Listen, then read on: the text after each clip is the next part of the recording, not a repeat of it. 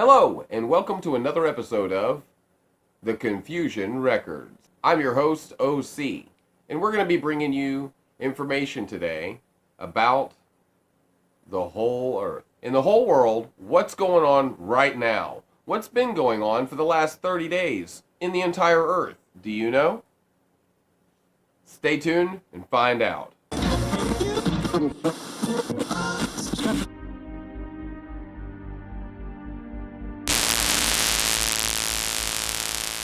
The government has issued a 48-hour emergency ban on all movement to and from the nation's poultry farms to stop an apparently growing outbreak of highly pathogenic avian influenza. The Ministry of Agriculture, Food and Rural Affairs said today the standstill order begins at midnight early Saturday morning and runs through late Sunday night. The ban affects locations including farms, slaughterhouses, and animal feed factories, and it applies to people, goods, and all vehicles related to the livestock industry. 6 cases of the H5N6 virus have been confirmed in the past week. The authorities are testing samples from 2 farms in Jeollanam-do and Chungcheongbuk-do province to see whether this strain could be transmitted to human beings. An official at the Agriculture Ministry's Animal Health Division said the virus appears to have been carried by migratory birds, but they're also looking into whether it was spread from farm to farm. A meteor that lit up the night sky on Monday night still has a lot of folks in the Bay Area talking. Now, according to the American Meteor Society, 150 people reported seeing that fireball across Florida. Dozens of people flooded their social media timelines with a lot of pictures and a lot of videos of that. News Channel 8's Jamel Lene is joining us now live from the South Florida Museum in Bradenton, where scientists cannot stop talking about this, Jamel. That's right. Good evening, Rod. You know what, scientists tell me that these types of meteors, they're very common. We just typically don't see them because it usually happens in the daytime or out over the ocean. But Monday night, we got lucky. Monday night, a meteor lit up the sky. Venice police officer Aaron Mungavin saw it around 11:15. I was driving actually west over to the island of Venice, and the interior of my car lit up really bright, and I looked up, and it looked like there was just a little firework actually just over to my left. One of the officers captured the fireball on his dash cam. It just was going down very slowly, and then I drove over the bridge. I saw another officer over there, so I went and spoke to him, Officer Ben Neff, and he said the same thing. He said he thought he was crazy. Turns out they weren't the only ones seeing things.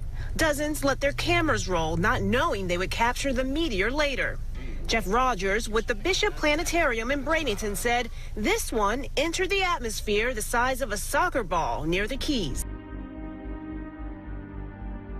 A 7.0 magnitude earthquake has struck the Pacific coast of Central America. The U.S. Geological Survey said the quake occurred around 120 kilometers off El Salvador at a depth of 33 kilometers. It rattled the region just as a hurricane barreled into nearby countries as well. There were no immediate reports of damage from Thursday's quake. The Central American country is situated along the major seismic zone known as the Pacific Ring of Fire.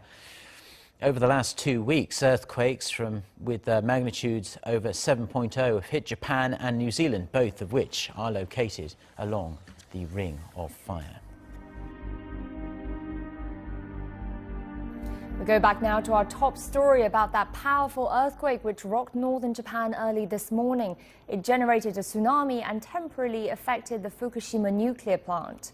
The earthquake, which was felt in Tokyo, had a preliminary magnitude of 7.4 and was centered off the coast of Fukushima Prefecture at a depth of about 10 kilometers. 2 injuries were reported. A tsunami of up to 1 meter had been observed around Fukushima following the quake, and that was after a warning of waves of up to 3 meters had been issued. Japan's Chief Cabinet Secretary Yoshihide Suga said the cooling system at the reactor at the Fukushima Daiichi nuclear plant had been restarted after a temporary stoppage, and he also urged residents who may be affected by the tsunami to evacuate to safer ground. Japan is rocked by a second powerful earthquake in just days, but fortunately this tremor didn't trigger as much alarm as the first. The second quake came Wednesday, November 23rd, off southern Fukushima Prefecture. The Japan Meteorological Agency said the 6.1 magnitude tremor wouldn't trigger a tsunami, but could slightly change sea levels. A much different story than early Tuesday morning when the agency called for immediate evacuations in the area following a 7.4 magnitude quake. Despite the panic, no casualties or major damage were reported. The region is still recovering from a devastating earthquake and subsequent tsunami in March 2011 that left more than 18,000 people dead and destroyed the Fukushima Daiichi nuclear power plant. Following Tuesday's tremor, all eyes were on the nuclear plant to see if it could survive another disaster.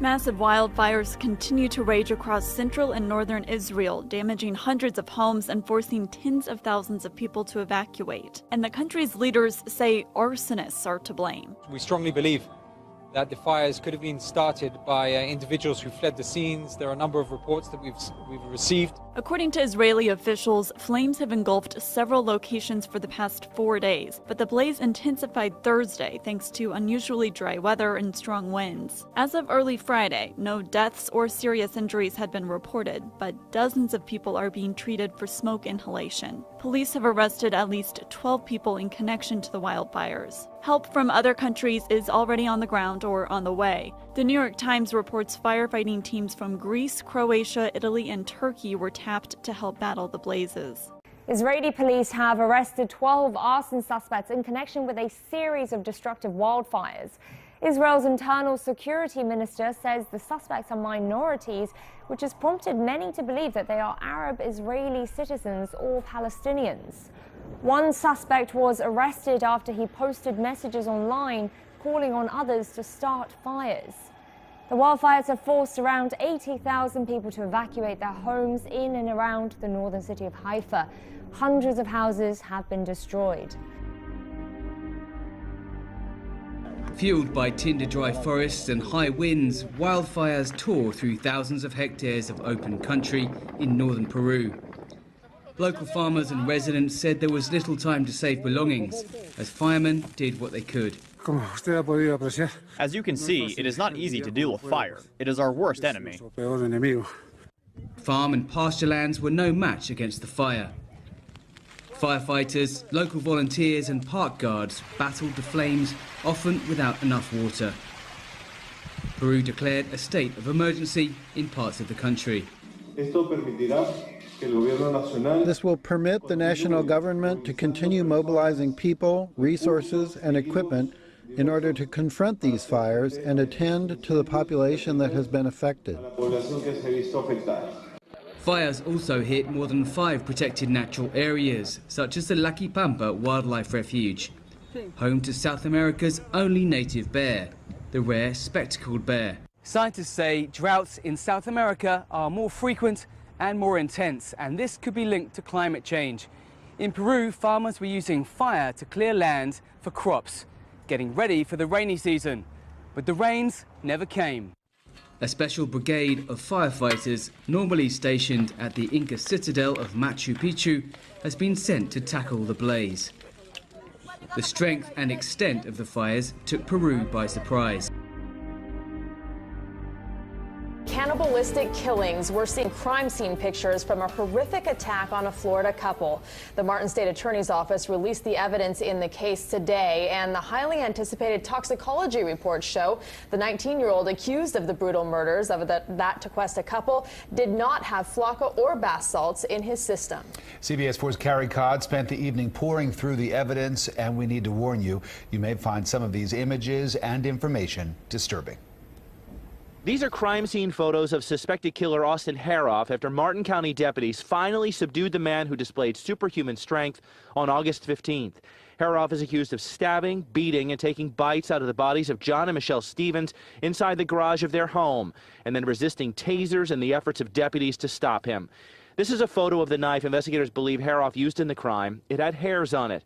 We can show you these images taken by Martin County crime scene investigators after the killings as they trace the blood trail at the home. But the bulk of the crime scene photos released by prosecutors Wednesday are too grotesque for public view.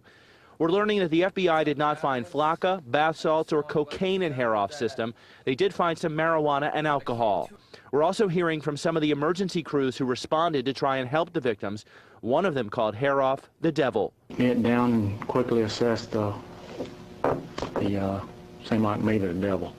That EMT said Haroff said a few things at the crime scene. He was just coming up saying, F America, just kill me. The documents released contain a police interview with Haroff's mother and sister after the crime.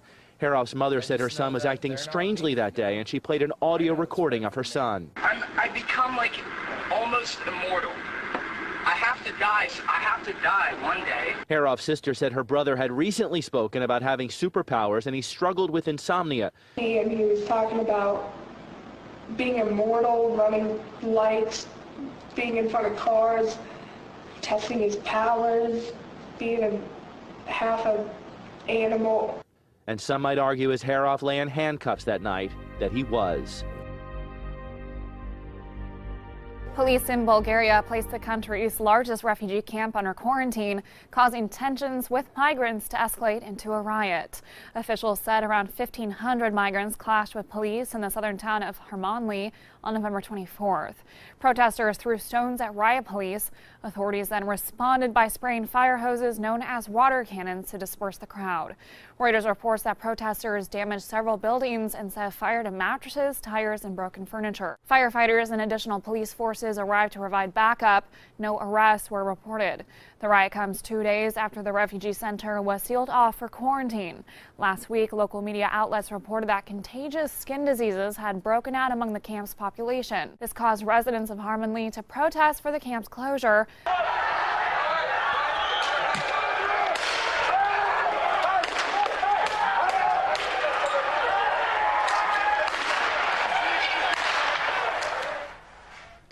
Refugees threw rocks and other projectiles at police, leaving several officers injured in the town of Harmanli near the Turkish border.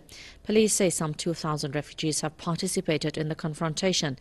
The clashes reportedly broke out after authorities sealed off the camp and prevented people from leaving the premises due to reports of a disease outbreak. President Erdogan has warned that Turkey could open its borders, enabling migrants to flow into the European Union. When 50,000 refugees turned up at the border gate, you said, "What will we do when Turkey opens the border gates?" Look, if you go further, those border gates will be opened. You should know that. That statement came after the European Parliament MEPs voted in favour of a temporary halt to EU membership talks with Turkey. A freeze in the more than 10-year-old talks was initiated following, quote, the disproportionate and repressive measures taken by Ankara after July's failed coup. Now, relations between the EU and Ankara have recently soured over a number of issues. They include the reluctance of the EU to grant visa-free travel, European concerns over human rights in Turkey, and Ankara's threats to jeopardize the migrant deal. However, at the start, relations between the two sides looked like they had a pretty rosy future.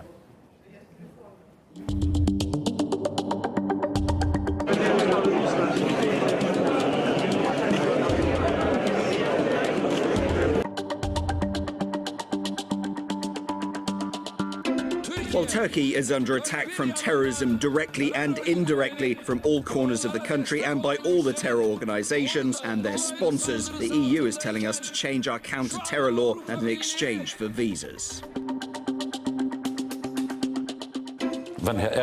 If President Erdogan decides to deny the Turks the right to free travel to Europe, then he must explain this to the Turkish people. It will not be my problem, it will be his problem.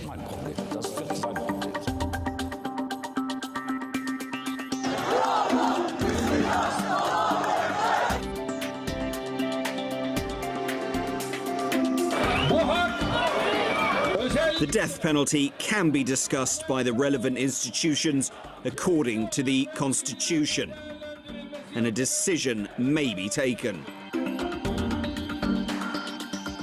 No country can become an EU member state if it introduces that penalty. Now, fighting between Myanmar's government forces and some domestic ethnic armed groups continues in the northern part of the country. Close to the Chinese border, both sides are accusing the other of starting the latest escalation. Bullets have strayed into southwestern China's Yunnan province, where at least one person was struck and injured. Our correspondent David Granaban reports from Myanmar. Several civilians told us that they heard shots being fired on Tuesday morning. Now, the ethnic insurgents say this recent round of violence, their attacks, are because of offenses by the military in the region. Hundreds of people have taken part in protests outside Myanmar's embassies in 3 Asian countries to demand an end to its bloody crackdown on Rohingya Muslims. These were the scenes in the Malaysian capital, where the Foreign Ministry says it's summoning Myanmar's ambassador over the escalating violence in Rakhine State. At least 86 people have been killed and around 30,000 displaced. Many of these protesters are Rohingya Muslims themselves. They're condemning the violence and criticising leader Aung San Suu Kyi for what they see as inaction. She should protect the minority, like what even in this country, the minority is protected by the government. So, you see, so she should show an example to the world that she protects the 10% of the Rohingya over there. Protesters outside the Myanmar embassy in the Indonesian capital went further. They want the Nobel panel to cancel Suu Kyi's Peace Prize award. She swept to power last year, promising national reconciliation. There have been similar scenes in Thailand too, as demonstrators descended on the Myanmar embassy in Bangkok. Myanmar's soldiers have poured into the north of Rakhine following attacks by alleged Muslim militants on border posts in October. The government and military have rejected allegations by residents and rights groups that troops have raped and killed civilians and burned down homes. For almost 2 weeks, hundreds of Rohingya Muslims have been crossing from Myanmar to Bangladesh, seeking shelter from escalating violence aimed at them. There are allegations that members of Myanmar's military have looted, raped and executed the persecuted minority since military operations began in October. As people continue to flee the northern Rakhine state, the UN says at least 30,000 have been internally displaced. Let's get more on this story and speak to Poppy McPherson, who is following the story for us from Yangon. Poppy, good to see you. Now, the UN accuses the government of ethnic cleansing, which is a very serious accusation. What has been happening that might warrant that claim? Yeah, it's some extremely strong language coming from the UN, quite unusual, because normally, recently, they've kind of been quite careful about the language they've used to describe what's been going on. But it's reflecting, a very, very serious and worsening situation in northern Rakhine, where now the crackdown and apparent insurgency there after, some unknown, still kind of unknown attackers targeted police last month. That kind of broadened. The army tackled that with a huge counterinsurgency operation, which kind of spiraled into allegedly human rights abuses. And now you've kind of got a humanitarian situation emerging where some of the Rohingya Muslims thousands are reportedly crossing the border or trying to cross the border into Bangladesh to seek refuge. Tensions have been running high in Bamenda over the past few days. Barricades are still up in various parts of the town. Police and military officials are patrolling the streets, looking for anyone involved in the protests. The government says military reinforcements are helping authorities return the situation to normal. But protesters say they will not stop demonstrating until the French language is no longer imposed on them. What we want is for France to back off. They should leave our own system. We have a proper means to organize our educational system.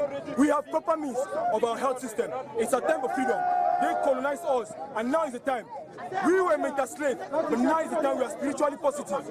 And the fight is bigger than they can think. French is spoken in 8 of Cameroon's 10 regions, while English dominates in the northwest and southwest. Demonstrators want these 2 regions to be independent. News of the missing troops has sparked controversy here.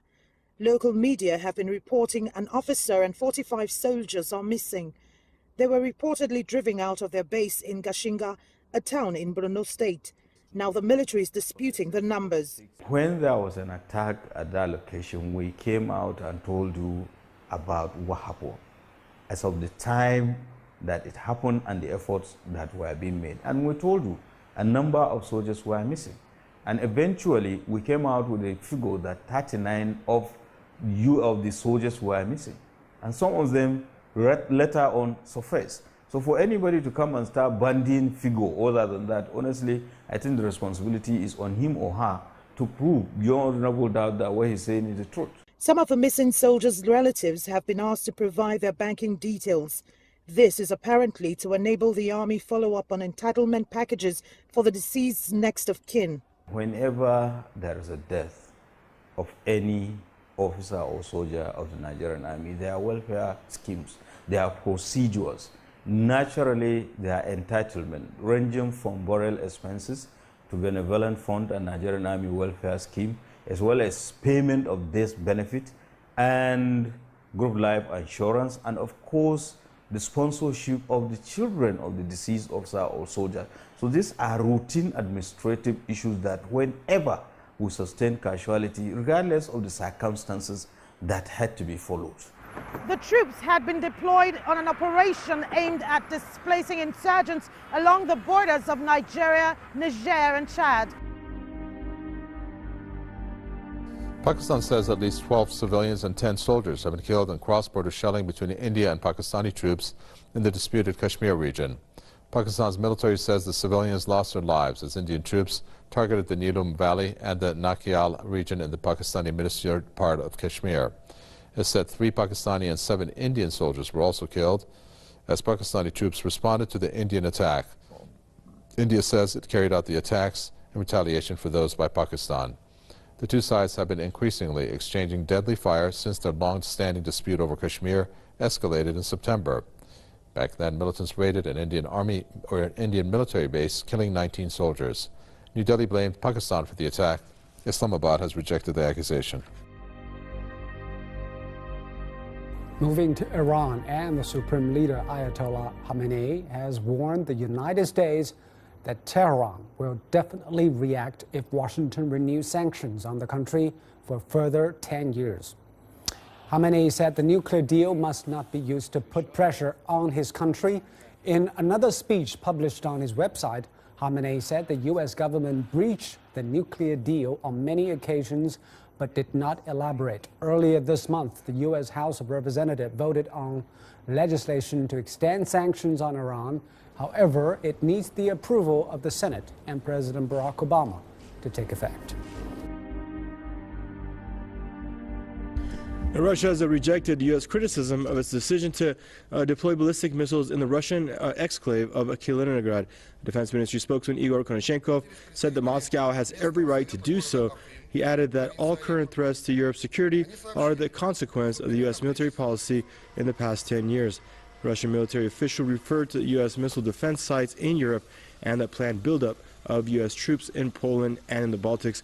Earlier, the Kremlin said that its missile deployment in Kaliningrad is a response to NATO's military buildup near its borders. Now, on Monday, the U.S. State Department voiced concern over the deployment of Russia's Iskander and S-400 missiles to Kaliningrad. It described the move as destabilizing to Europe's security. Now, the European Parliament has adopted a resolution seeking to counteract propaganda by third parties, which places Russia and ISIL on the same footing in terms of perceived international threats. RT's Peter Oliver has been following the debate, now joining us live from Berlin.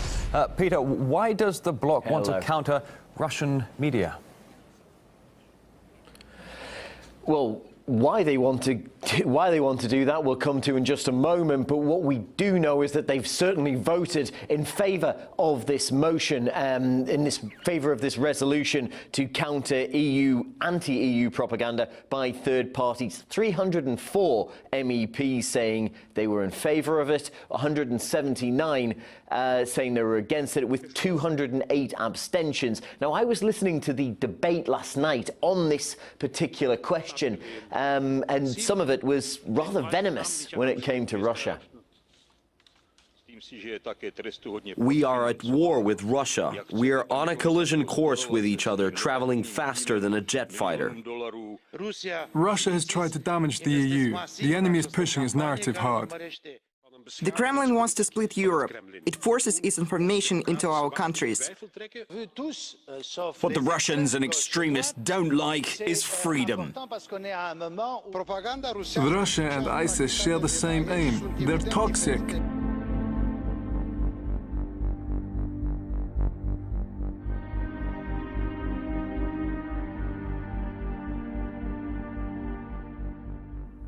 So there you have it, folks. Everything that's going on around Earth right now that's making any kind of news in any kind of publication at all. Real news, not some of the stuff that you see that's all, I don't know, cookie cutter picked for you to think about.